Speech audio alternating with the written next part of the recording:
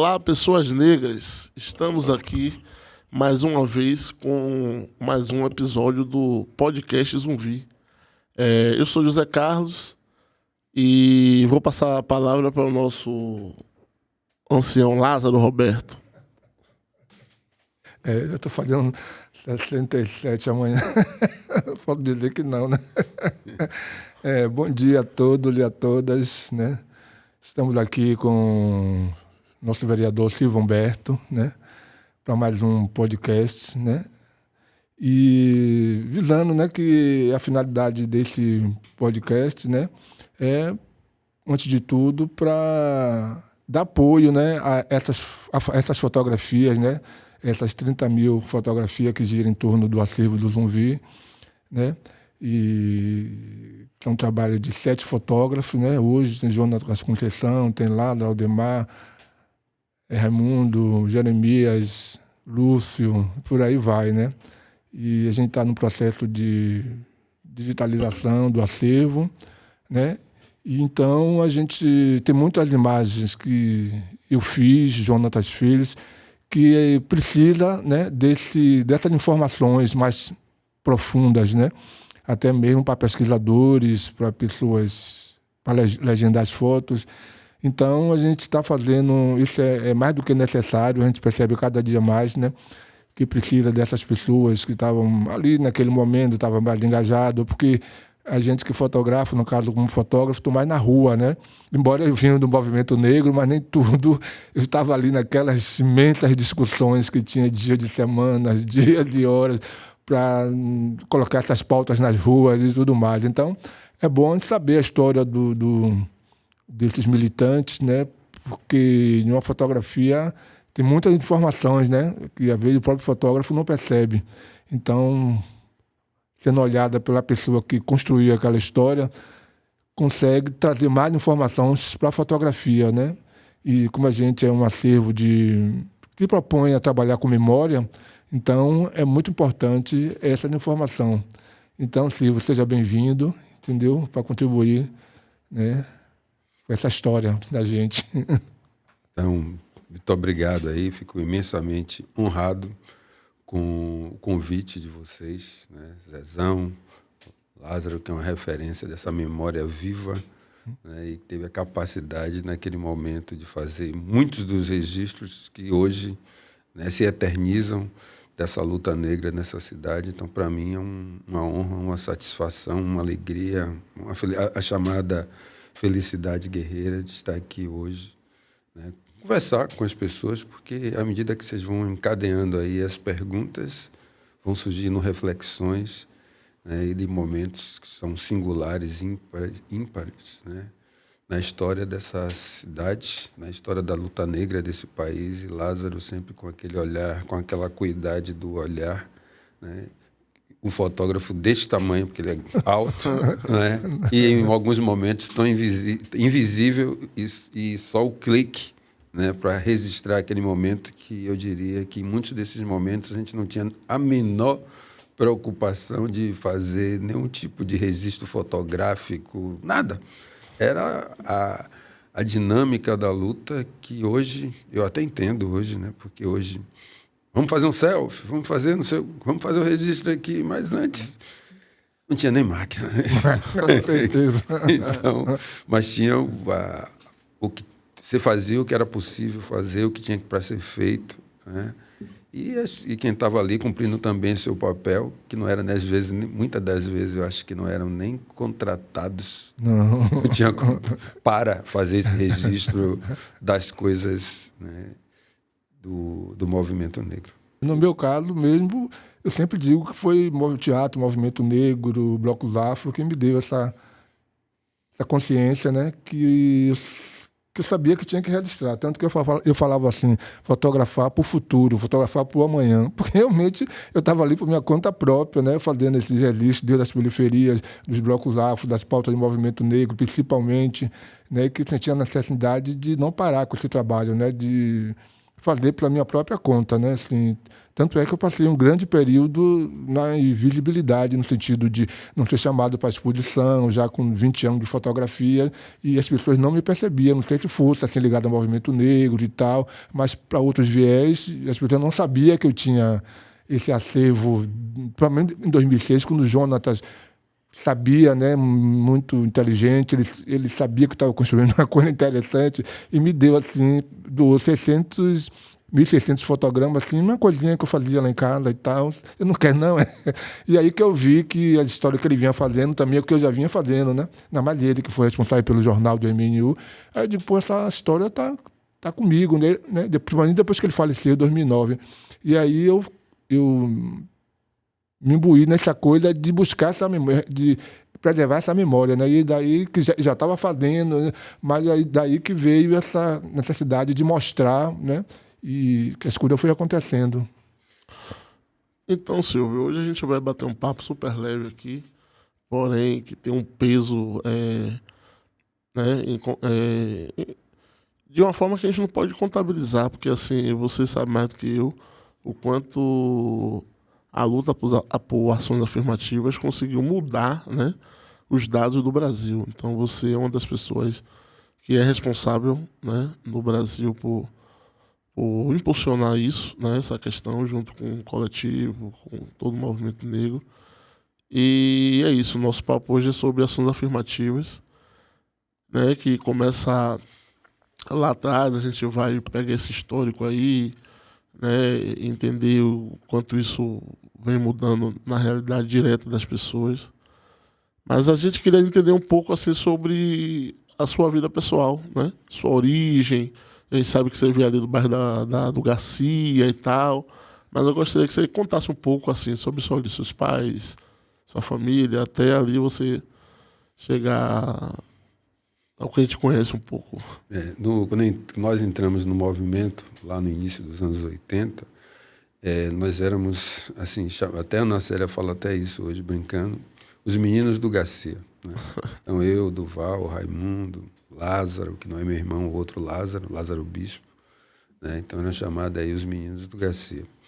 Eu venho ali da Rua 13, né? Antiga Rua 13, que 13 de maio, hoje Souza Uzel, que fica ali perto do Cantuá. Né? Então eu cresci ali, eu morei lá até os 28, 29 anos. Né? Então era uma realidade bem difícil ali na Rua 13, né? Não tinha asfalto, o esgoto corria a céu aberto. Era uma característica que eu acho que é da cidade de Salvador, é mesmo no centro você ter as características de uma periferia abandonada no próprio centro da cidade, porque você saía dali, andava 15 minutos, você estava no Campo Grande. Mas, em compensação, os serviços públicos de quem morava em Campo Grande, no próprio Garcia, porque isso sempre teve uma diferença de quem mora no Garcia e quem morava na Fazenda Garcia, eram coisas completamente diferentes. Né? Então, assim, você morar na Prediliano Pita, você tinha uma vantagem, minha avó morava lá em cima, vantagem entre aspas, assim, você tinha os serviços públicos ali já mais consolidados, mas quem morava para baixo, em Balança, a Rua da Lama, que hoje é Padre Domingos de Brito, onde passa a Rua Garibaldi, e a Souza Uzel, né? Que, inclusive, a Souza Uzel tinha até horta. Né? Horta que, assim, finado o seu Inocêncio, a rua ali, então ela tem uma mudança quando uma chuva uma chuva intensa, um temporal na cidade de Salvador, alagou a rua, parte da rua. O que chamou de língua de vaca ali? Não, língua de vaca é Garcia. Né? Fazenda Garcia. A gente fica ali atrás hoje do que foi o hiper, né? Supermercado. Então você tinha a Fonte do Capim, então aquilo tudo alagou. E isso levou posteriormente, praticamente meio que dinamitaram para poder ter a vazão. Então é isso que faz a ligação posteriormente Garibaldi à Praça Reis Católico, que liga ali a Avenida Centenária. Então, você cresce ali, jogando bola no meio da rua. Nunca fui muito bom de bola. Brincava ali, antes, depois que vem o supermercado, ficou uma área ali aberta, a gente jogava bola pela manhã, né, onde tem um posto de gasolina, hoje a gente também era um espaço que jogávamos bola. Então, eu cresci como uma criança comum, ali da Souza Zéu, né?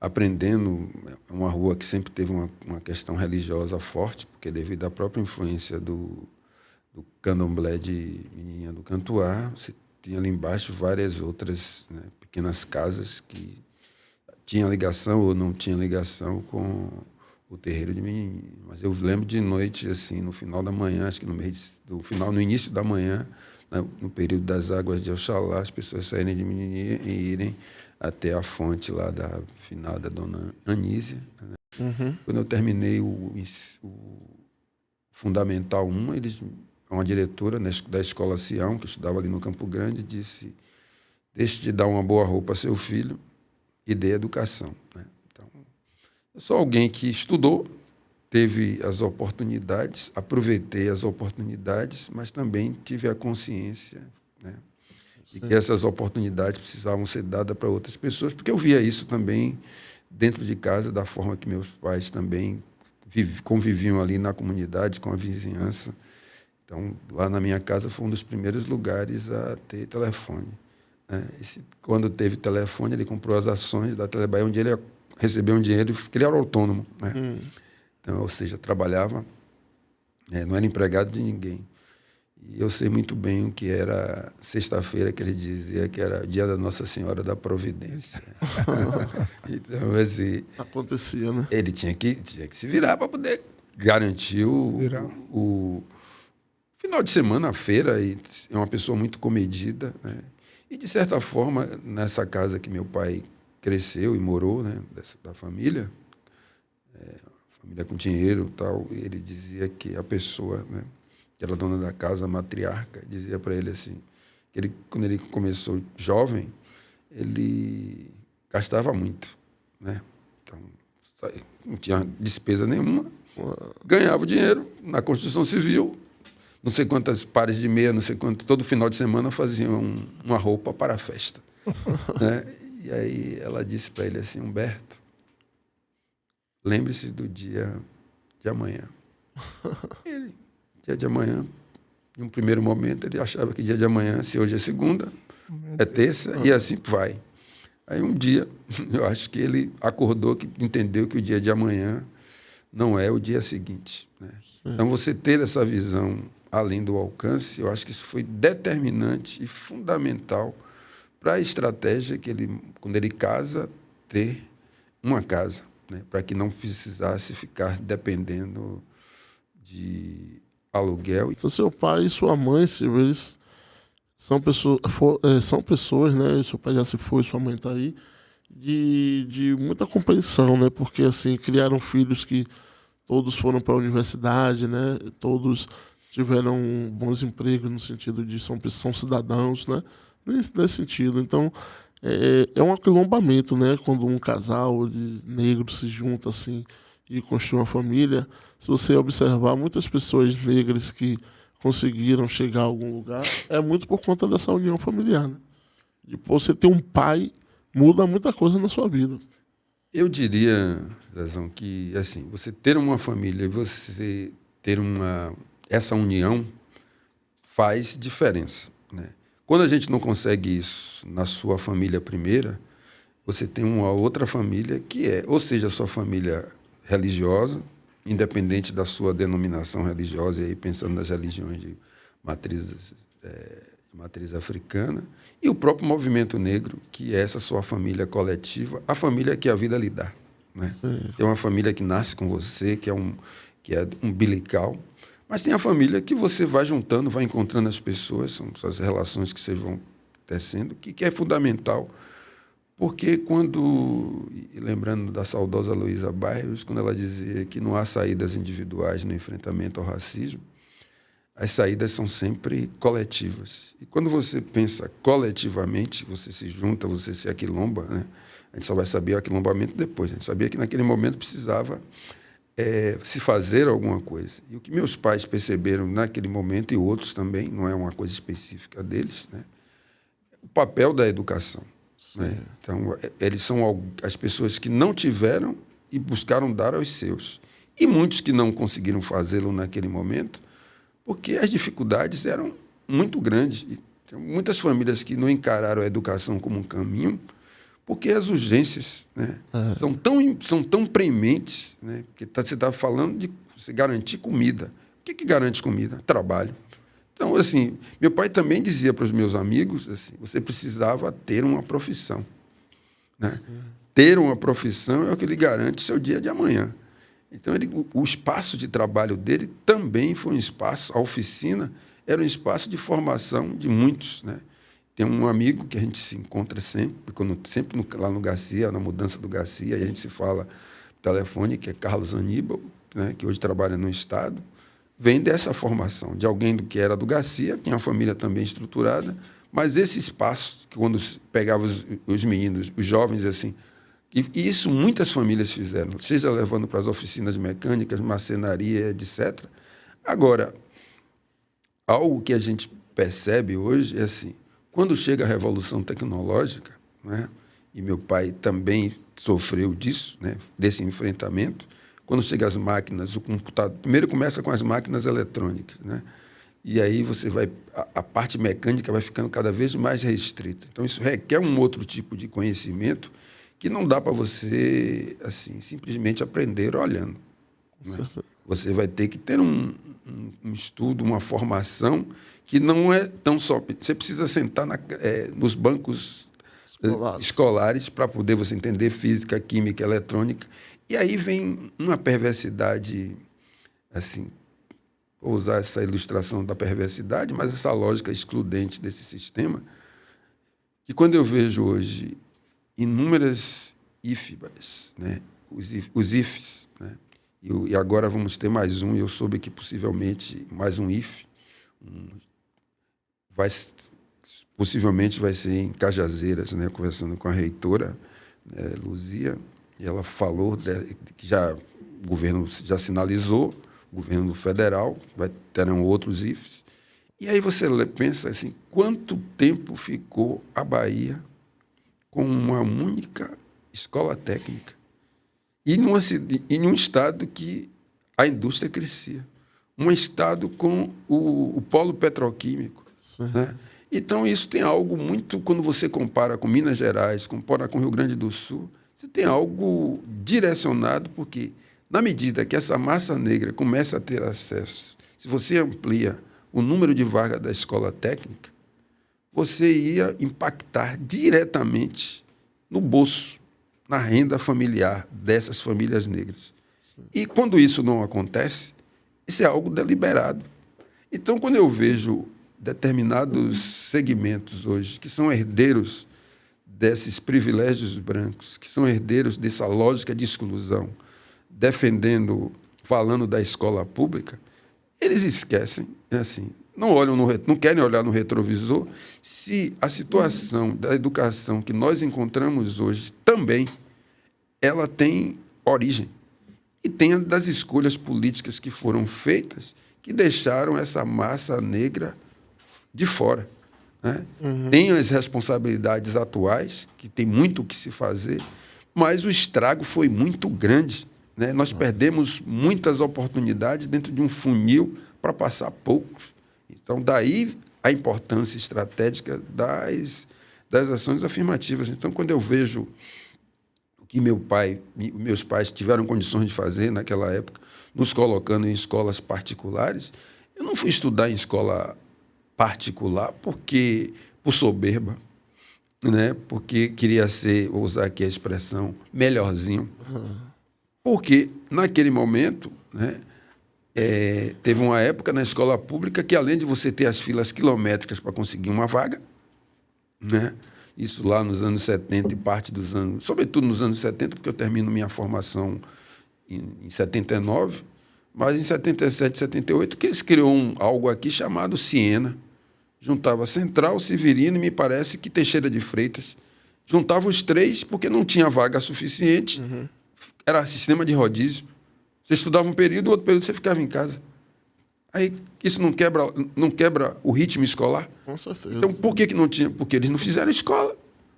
Então, assim, eu acho que o que mudou, deu a virada, quando eu entrei na universidade em 80, e com isso ganho uma camisa dada por minha tia Ana, que não está mais aqui entre nós, é escrito 20 de novembro, Dia Nacional da Consciência Negra. Então, isso, aquele Valeu Zumbi, aquilo ali, para mim, foi tem um antes e depois. E hoje, eu interpreto com a compreensão e a maturidade que tenho espiritual e política, uma espécie de reconexão, né? Como eu acredito que a gente vem sempre numa sequência, a gente vai sendo, né, o que não deu para você fazer na outra, você volta. Então, ali eu diria que quando eu ganho essa camisa, eu acho que foi um reencontro com algo que eu não... Aí, depois disso, meu irmão... Já foi, né? Aí, eu já disse aqui, vou dizer de novo. Só para você saber, não tem ex-negro e ex-negra. Depois que a consciência lhe alcança, só tem... assim, mesmo que você queira fugir, você vai fugir sempre para frente. Que aula, hein, Lázaro? Uma grande aula, né? Rapaz. O momento aí, esse divisor de água, né? Que acontece com todo mundo que está no movimento negro, principalmente da minha geração, da sua geração, tem um ponto ali, que é um divisor de água que é de partida, né? Eu também passei um pouco por isso também, que eu era um corpo preto antes, né? De conhecer o movimento negro, de estar no teatro e ver bloco afro e ver o movimento negro. E incrível como a partir de um grupo de teatro, a partir de um conhecimento dessa coisa, movimento negro levado para Antônio Godinho, no meu caso, né, que abre Grande Godinho. Essas discussões, essas percepções, e aquele momento que chamaram de reafricanização, de bloco afro chegando, Gandhi chegando, ele aí chegando, e a gente vê falar assim, essa palavra negro, né, que antes a gente não via falar, né? Simplesmente que a princesa nos libertou, no livro de história e tal, mas ficava uma coisa assim meio toda que a gente não sabia, né? Não tinha essas valorizações de televisão, praticamente a gente não tinha. Então... Eu aprendi sobre Zumbi dos Palmares, lá, sem querer interromper, foi no Você Sabia Que tinha no livro assim, que chegava no final e dizia, você sabia que? Aí Zumbi se jogou do desfiladeiro, aí você faz assim, isso existiu mesmo? Quem foi? Então, quem faz o ABC, né? O movimento negro, eu até respeito, né, essa discussão, entendo como um desdobramento, se considerar que o letramento racial como desdobramento da consciência negra, que para tornar mais palatável para as empresas dizer assim, eu faço letramento. Eu sou do tempo que a gente fazia era a consciência negra, para poder, hoje, ter o desdobramento do letramento racial. Então, assim, se você não conta, né, esse debate sobre o letramento racial, que torna a discussão racial mais palatável, né, para incorporar, né, para que tudo mude, às vezes para tudo permanecer como está, né, que dá curso, que não sei o quê, a gente vem de uma formação que é discutir consciência negra. Então, o 20 de novembro é essa afirmação de você, assim, conhecer o seu passado, né? Assim, conhecer o seu lugar no presente e prospectar para frente. Ter essa ideia de quais são suas raízes, o quanto isso é importante nesse processo de consciência da população negra. Porque, às vezes, quando você trata como, assim, a ideia do letramento, eu entendo pedagogicamente como é que deve ser, mas, assim, se você não busca isso falando da origem, né, assim, isso pode... o letramento racial pode levar a um lugar que pode esvaziar o conteúdo político. Eu falo isso com um certo cuidado, né, mas eu acho que a gente precisa ter atenção para poder... essas novas interpretações, porque se você faz uma mudança e não busca a origem, fica pensando que a história você conta dali para frente. Porque... além de você estar saindo de um processo de ditadura e você vindo e promovendo esse resgate e fazendo as suas conexões, o próprio movimento negro tem uma agenda internacional, né? Então, onde foi que a gente viu Mandela? Na Praça Castro Alves. Onde foi que a gente viu o bispo Desmond Tutu? No Pelourinho, né? Com a performance fantástica de Jorge Vatuzzi, né?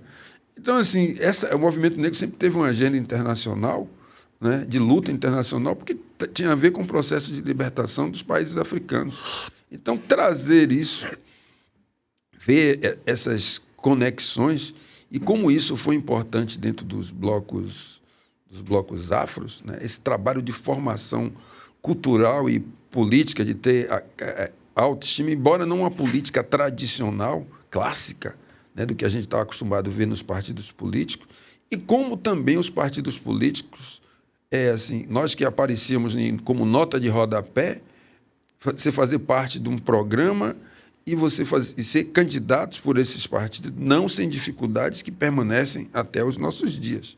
Né?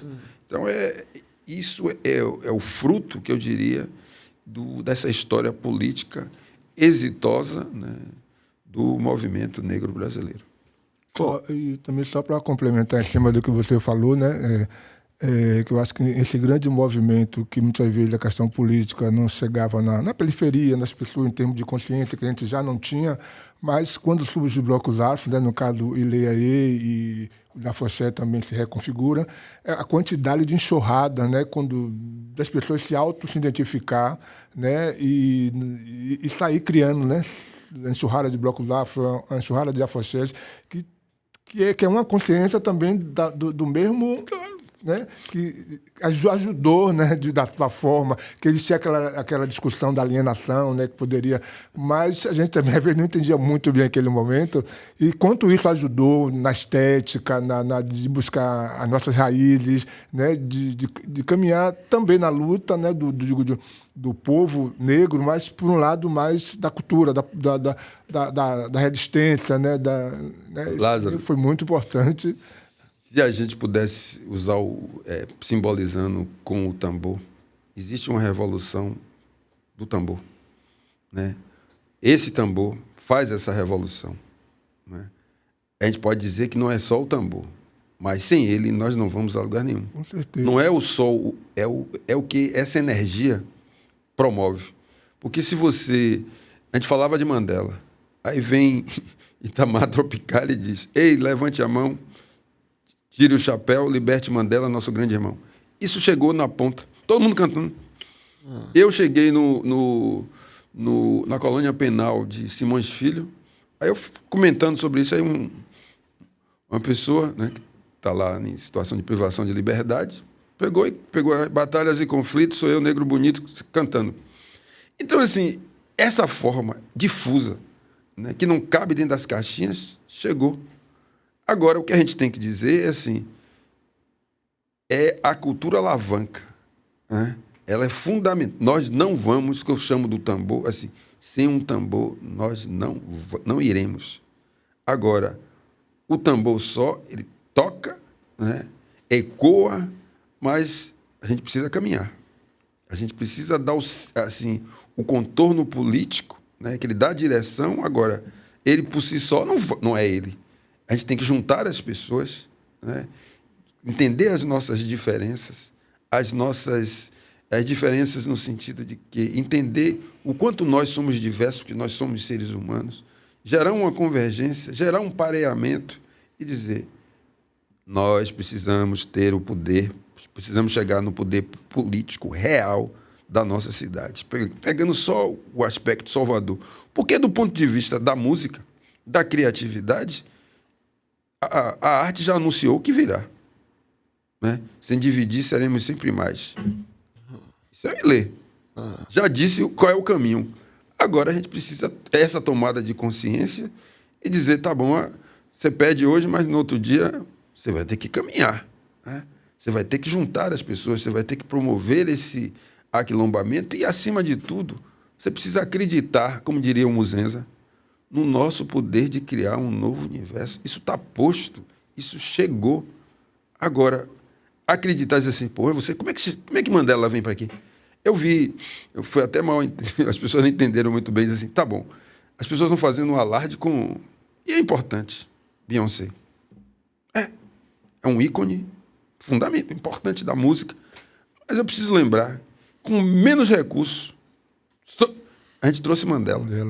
A gente trouxe Mandela, assim que saiu da cadeia, passa para... Quem era Mandela naquela época? Eu estou dizendo assim, que nós já fizemos isso. O movimento negro fez isso.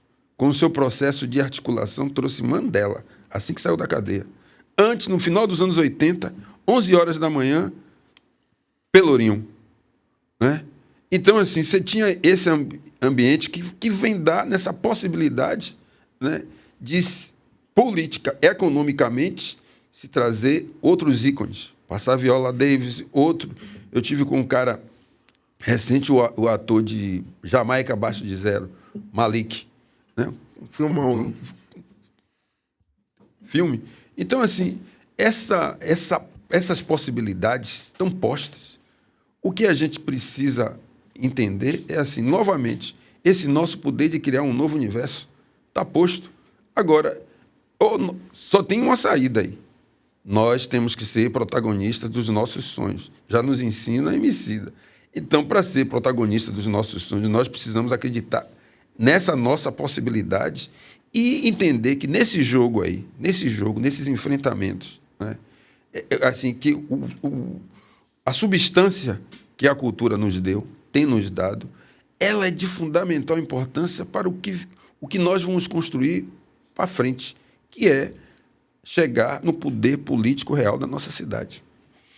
Cooperativa Educacional Steve Biko, nossa primeira aula inaugural. Aí Lázaro pode fazer a pergunta, né? Não, já fiz. Ele vai... Ali tem Valdo, tem o Jorge Portugal, Chico, a nossa Ana Célia, Duvalina, né?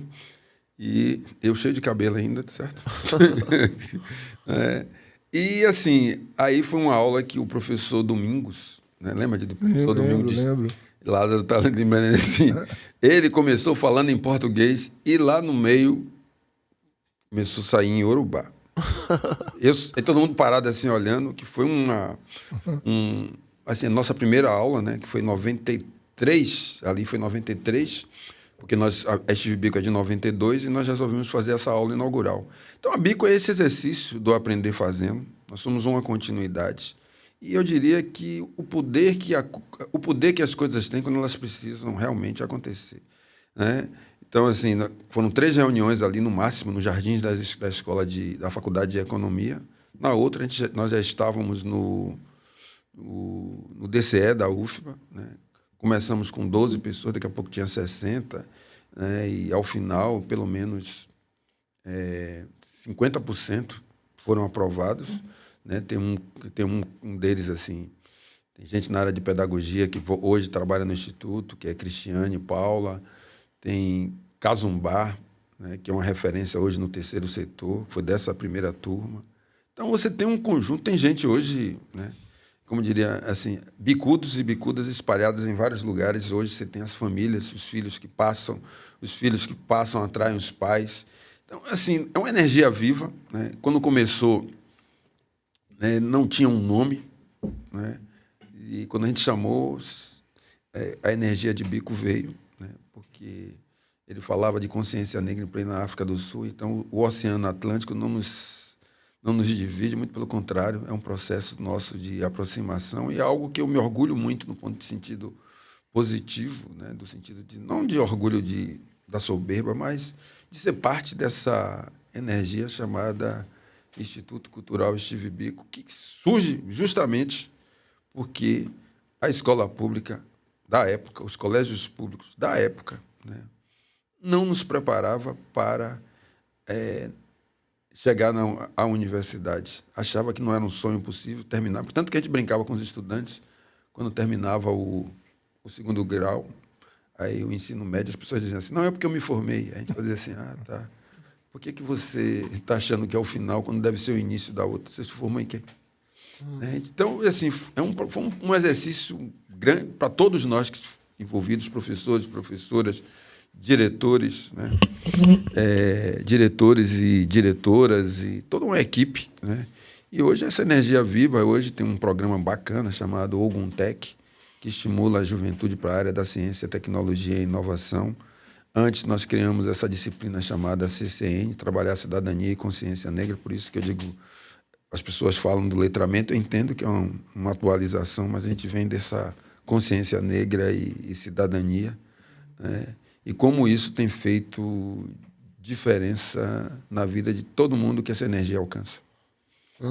Muito amplo mesmo o trabalho da Steve Biko, assim, lá no coletivo que nós fizemos na UFRB, tínhamos um dos integrantes, Eider, né?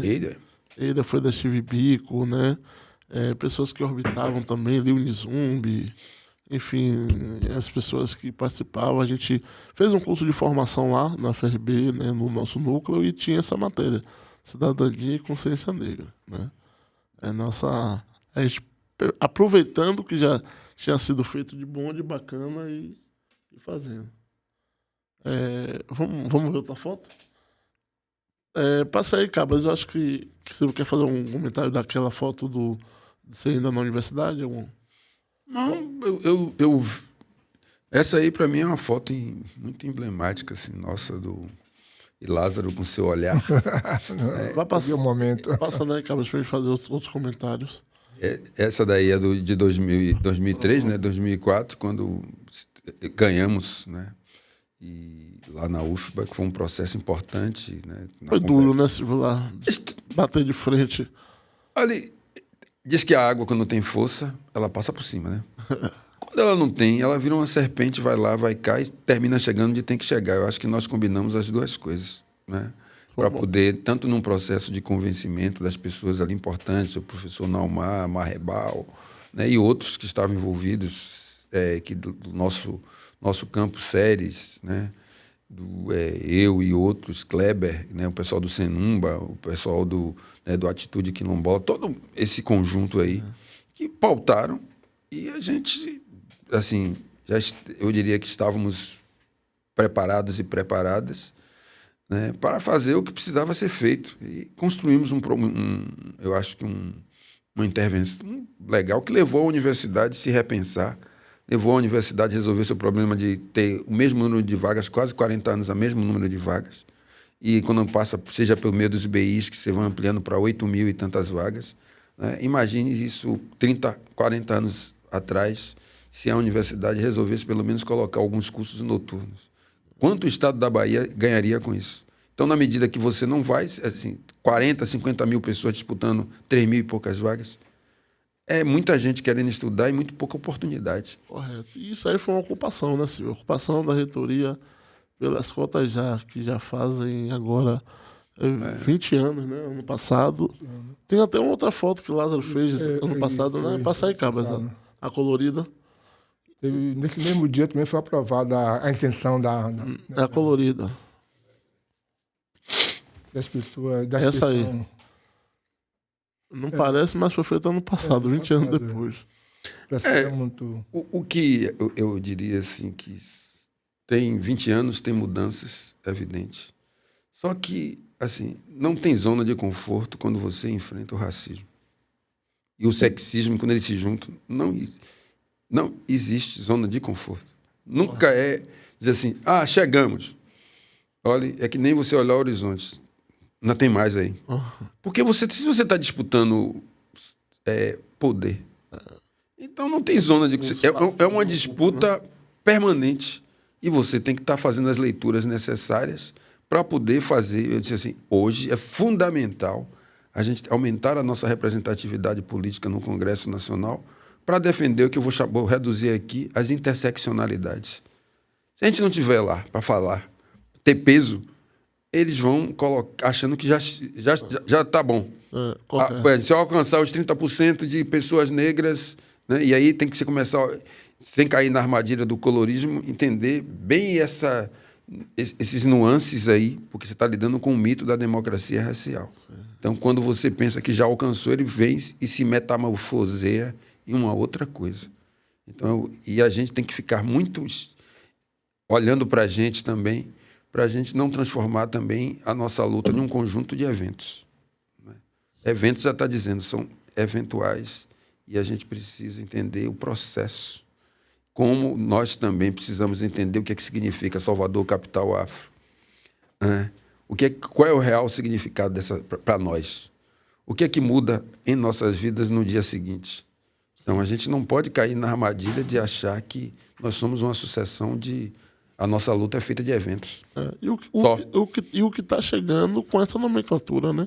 Porque a gente já sabe que a gente é a capital afro, né? Que a gente tem mais pessoas negras. Mas, do ponto de vista de recursos, o que é que está mudando na vida? Financeiramente e economicamente, continua na mão das mesmas pessoas. Não é isso? É a mesma cor. E aí, aproveitando esse gancho aí, Silvio, eu queria lhe fazer a pergunta assim, ó. as políticas de ações afirmativas deram certo no Brasil? Olha, uma forma de você mensurar isso é dizer assim, por que tentam retirá-las? Se você quiser mensurar quais são os motivos de tentam retirá-las, é sinal que nós estamos no caminho certo. O Brasil ganhou com a diversidade, abrindo as portas, forçada com a diversidade. Você não pode ter um país diverso racialmente. A diversidade é um ativo importante e que é mal utilizado ainda nessa cidade, nesse estado e nesse país. Então, assim, as cotas são um caminho, mas não é o único caminho. A gente precisa também pensar os recursos, o direcionamento dos recursos, porque a ação afirmativa sempre teve. Só que não era a nosso favor. Quando eles vão e nós ficamos, está tendo ação afirmativa para os mesmos. Sim. Né? E para quem não sabe, o Brasil tinha a cota do boi, né? A lei do boi, que era para os estudantes que fossem filho que fossem para a área de agronomia e veterinária. Né? Então, assim, eu vi de umas ativistas do Vidas Negras Importam, quando tiveram em 2019, eu acho que foi, no CEAL, quando elas disseram, nós não somos atacados pelas nossas, não são as nossas perdas, né? Não são as nossas derrotas que são atacadas. Não são os ganhos, né? São as nossas conquistas que estão sendo atacadas. Então, quando você pergunta objetivamente, deu certo. Né? Tem dado certo e tem um potencial enorme. Né? Agora, é preciso vigiar, é preciso monitorar e é preciso defendê-la politicamente. Nós precisamos chegar no parlamento e precisamos ter cotas. Né? Cotas na distribuição de recursos, porque assim você vai utilizar plenamente o potencial que é a diversidade. E assim, o sistema de cotas, né, que a gente discute não é só para a universidade, né?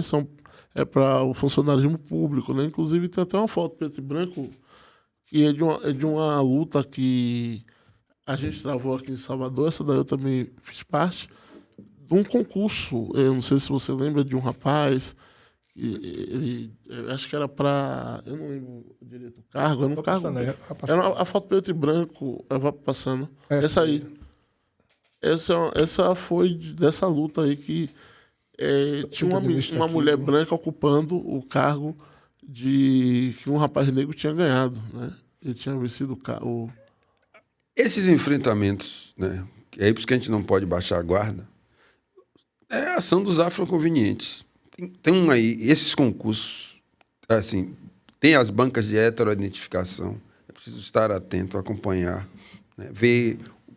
Você tem que ficar num processo permanente de monitoramento para evitar os erros, né? E ir aprimorando o sistema. Porque, assim, quando são os cargos de maior prestígio, as pessoas vão querer burlar isso. Né? E precisa... Se é disputa. Você está disputando um cargo de maior prestígio. Né? Então, se a gente baixar a guarda, é como diria Kizerbo, se nos deitarmos, estaremos mortos.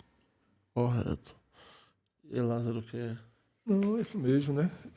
Eu acho que o caminho é esse mesmo, né? A gente temos que estar avançando, né? Já avançamos, mas precisamos ainda avançar cada vez mais, né? Para a gente chegar em algum lugar, né? Eu acho que a fé nossa é importante, né? A capacidade nossa de organização é fundamental. Precisamos cada vez mais aprimorar a nossa capacidade de organização, superar os discursos que é uma desunião entre nós, que eu diria que nós temos muito mais convergências do que divergências, né? Ter certeza de que a saída é coletiva, né? E aprender com os anteriores, né? Com a generosidade dos anteriores, né? De que ninguém sabe tudo, assim, você está sempre disposto a contribuir, porque se hoje tem esse registro do ZUNV, o nome disso tem a ver com generosidade militante, né? Então, isso tem o Zumbi é fruto dessa generosidade. Então, a gente precisa ter essa generosidade, né, para ter algo afetuoso. Também a gente precisa de afeto. Para gerar assim, a política de afetos para ter efetividade na política. Correto. Já que você falou em política, né? Estamos aqui na frente de um vereador. Inclusive, eu sou um dos seus eleitores, né? Agradeço. Acho que lá eu também. Claro. E aí, Silvio, eu queria que você falasse um pouco assim, como você avalia a cidade de Salvador, enquanto cidadão e vereador? Olha, eu diria, é uma cidade que pode muito, tem um potencial criativo fantástico, tem um povo fantástico, um povo que aprende a dar nó em pingo d'água, uma energia que diz assim, aonde não necessariamente é um lugar. Sabe o que é isso? Né? Você falar assim, aonde? Como é que você tem essa criatividade que vem das palavras, que tem a capacidade de subverter e, em função do racismo, das escolhas políticas que são feitas diariamente, com a eliminação física dessa nossa juventude, com a educação inadequada, insuficiente, né?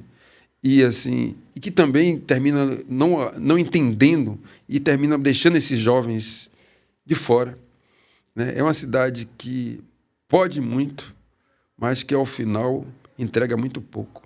Não para o seu povo, que a nossa diferença é ter gente. O que faz Salvador? É a nossa gente. A gente. Tire a gente, deixa a cidade com eles. Com a beleza física natural da cidade. Não é nada. É só uma paisagem. O que dá carne, o que dá sabor, o que dá os contornos dessa cidade é a nossa gente. E isso é muito mal aproveitado no sentido assim, se aproveita no sentido da expropriação, da apropriação cultural, da apropriação econômica, política dessa cultura. Então, quem isso? Perde nós inicialmente, mas tem perdido todo mundo, porque mantém Salvador nesse círculo vicioso da pobreza, né? É uma cidade que não tem planejamento, as obras são sempre de reação. Infelizmente, é uma cidade que está caminhando para se tornar inviável, cronicamente inviável, ambientalmente, porque é uma visão muito curta, muito concreta, mas concreta que poderia ser material, mas é uma visão concreta do concreto, né, do cimento, né, e puxada por esse modelo de especulação imobiliária, onde as coisas são muito mais importantes do que as pessoas. Não é só específico de Salvador. Você tem isso num conjunto de especulação imobiliária, onde a propriedade, a professora Raquel Holding fala sobre isso, né, que é o capital financeiro tomando conta absolutamente de um direito que é a habitação. Então, é uma cidade que não trata dignamente a maioria da sua população. E essa maioria da população é a população negra, né? Então, ou você traz a dignidade, quando você junta a dignidade no centro e com a riqueza que a cidade tem, o nome disso é uma cidade próspera. Então, é uma cidade que poderia ser próspera, tem se tornado uma cidade indigna para a maioria dessa população, onde o que é apresentado, né, as pessoas se contentam com muito pouco, porque muito pouco é apresentado. Então, a dignidade precisa ser colocada como um valor fundante, estruturante, basilar das políticas públicas da nossa cidade. Porque aí você vai ter saúde digna, educação digna, mobilidade urbana digna, né?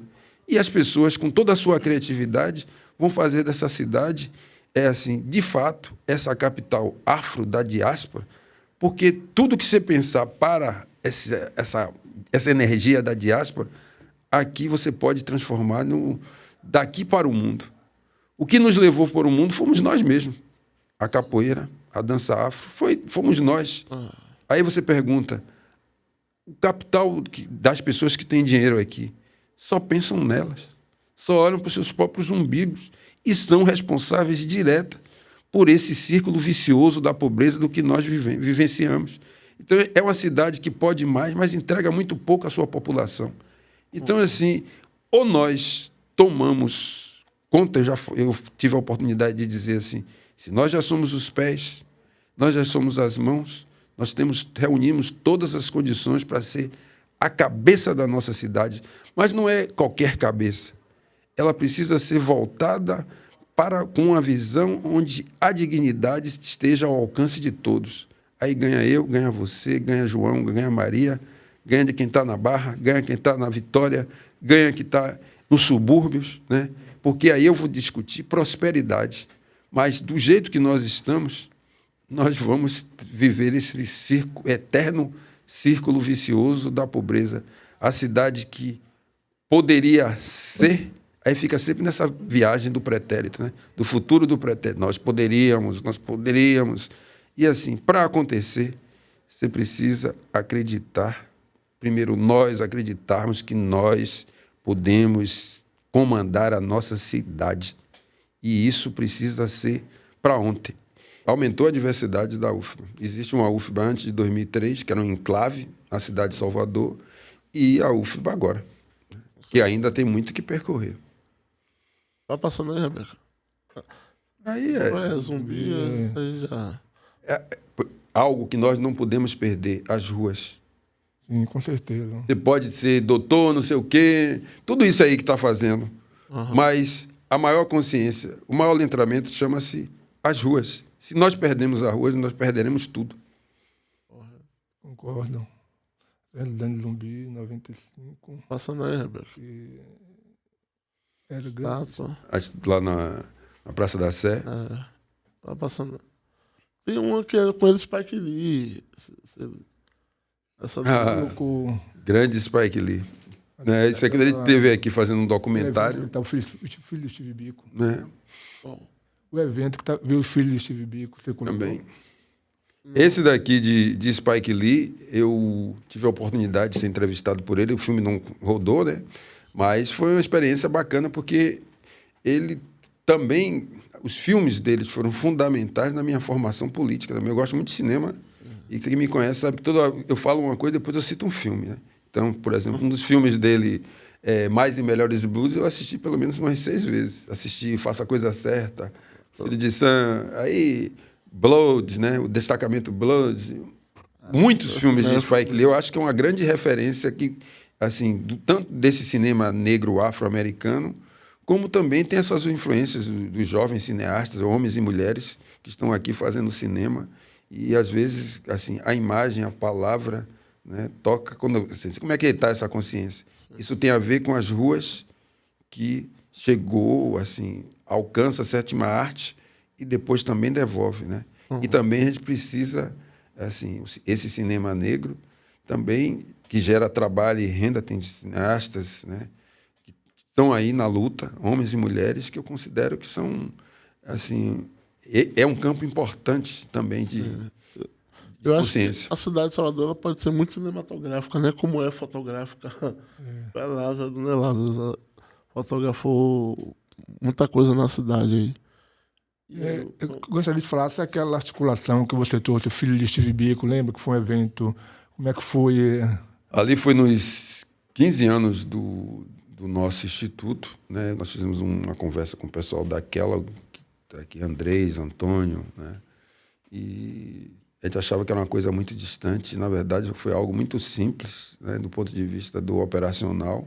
Foi feito o convite, ele veio, né? E nós colocamos ali acho que mais de 700 pessoas na reitoria, muita gente, né? Ele passou aqui uns 3 ou 4 dias conosco.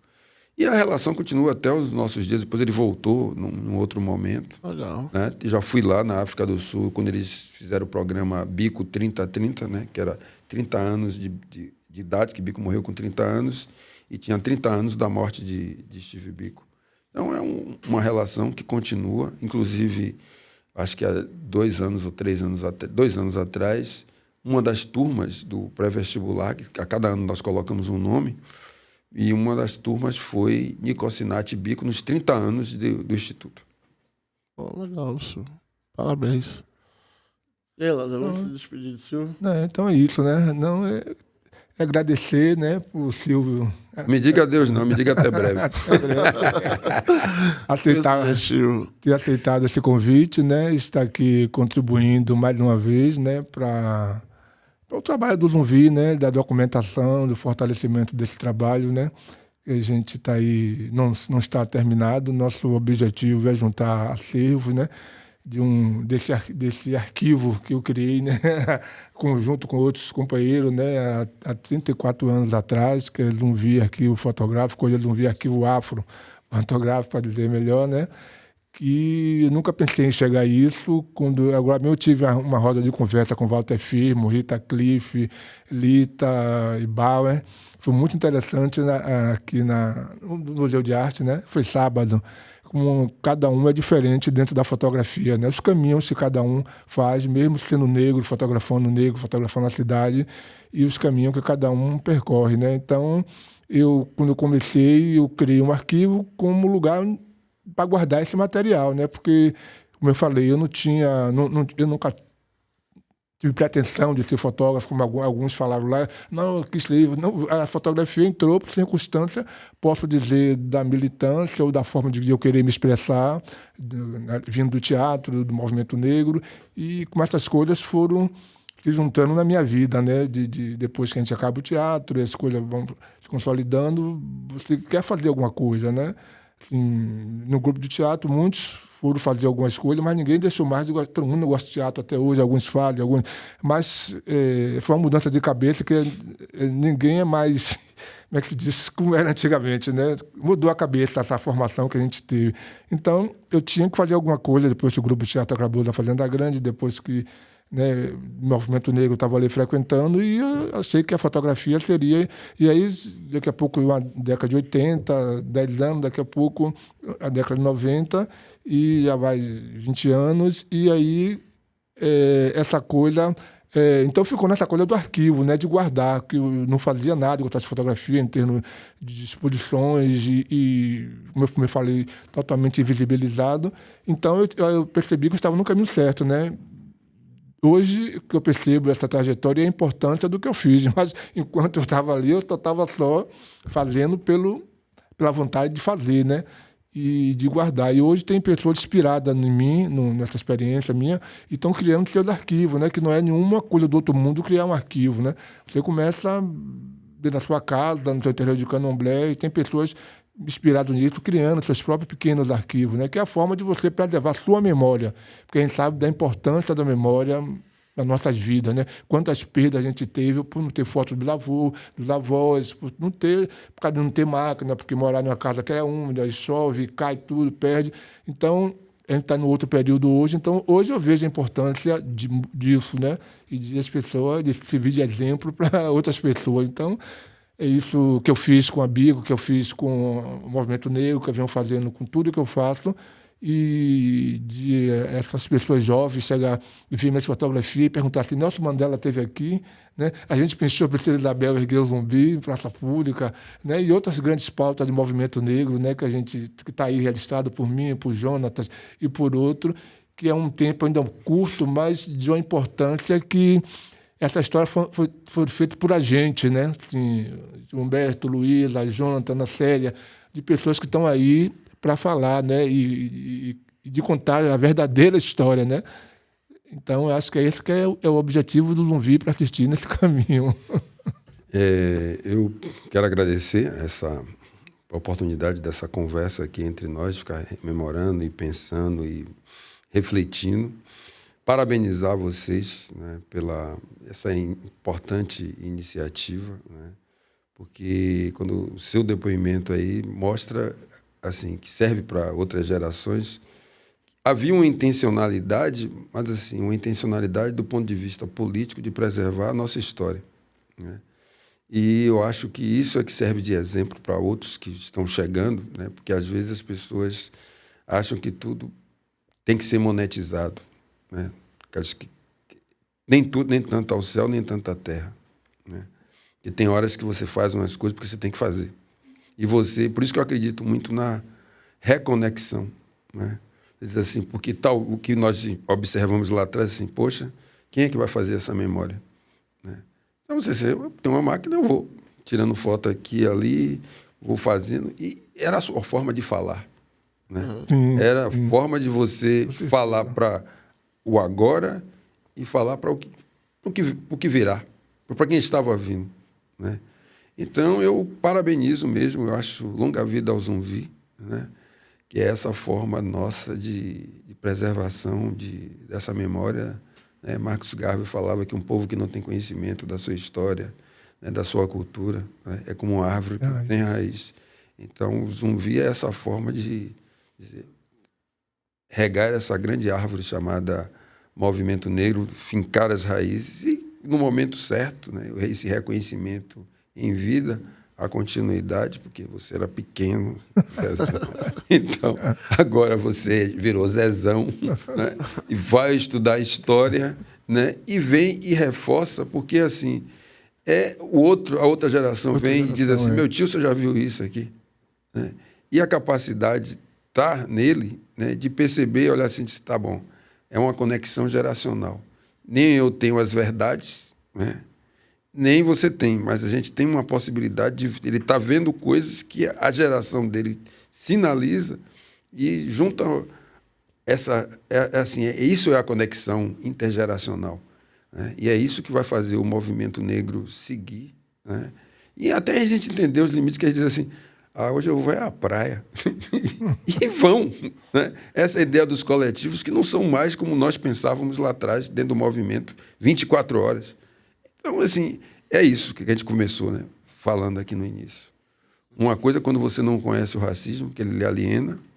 Outra coisa é quando você o conhece, ele quer falar com você de manhã, de tarde, de noite, entra nos seus sonhos, nas suas possibilidades, e você termina ficando meio que aprisionado em algo que lhe tira a sua essência de ser humano.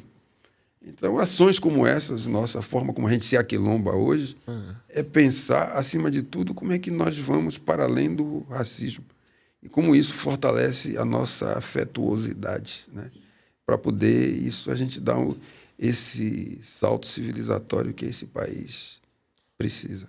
Axé, meu irmão. Então, a gente fica por aqui, né, Lázaro? Silvio, eu gostaria de agradecer a sua presença, né? Dizer que é uma grande satisfação ter você aqui, que você é uma referência enquanto militante, enquanto intelectual, enquanto um homem negro também, sabe, íntegro, enfim. Mas, assim, você está caminhando na política já há algum tempo, tem algumas ambições futuras e eu torço pelo seu sucesso, né? Quero estar junto, votando, fazendo campanha, porque eu acredito em você enquanto um político. E é isso, alafiar e... Já alafiou. Quero deixar aqui sempre que eu sou porque nós somos, mas acima de tudo é entender que as ambições são coletivas. Né? Individualmente a gente vai até um lugar que tem, mas o que esse enfrentamento precisa ser, as saídas são coletivas, lembrando da nossa saudosa Luísa Barrios, que não está fisicamente aqui, mas agora, como virou um espírito, ela está em todo lugar. Onde tiver luta, ela está lá. Está lá, né? Então, é isso aí, Silvio. Tchau, tchau. Este episódio teve fotografias dos fotógrafos Lázaro Roberto e Jonatas Conceição. Apresentação: Lázaro Roberto e José Carlos Ferreira. Direção e roteiro: José Carlos Ferreira. Produção executiva: Daniele Freire. Assistente de produção: Joa Assunção. Edição: Núbia dos Santos. Trilha sonora: Eric Melo. Esse podcast tem o apoio do Instituto Ibirapitanga.